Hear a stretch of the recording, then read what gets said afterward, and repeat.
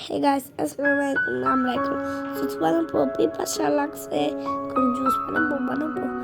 আর একটু চিনি নিয়ে চিনি দিলাম, চিনি দিয়ে আরেকটু দিলাম, দিয়ে তারপরে আরেকটু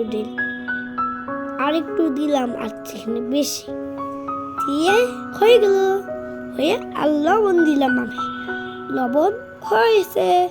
তারপরে স্যার আমরা ট্যাং দিলাম, ট্যাং দিয়ে তারপরে আরো ট্যাং দিলাম, 2 চামচ দিলাম ট্যাং দিয়ে তারপরে পানি দিলাম, ধীরে ধীরে পানি দিয়ে তারপরে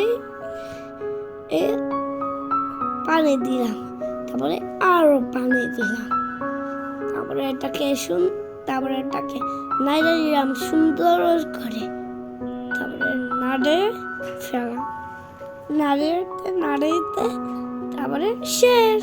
আমরা এখন জুস তৈরি, খেয়ে দেখি কেমন মজা, অনেক মজা, সেই টেস্টি, আরো খাই, অনেক মজা।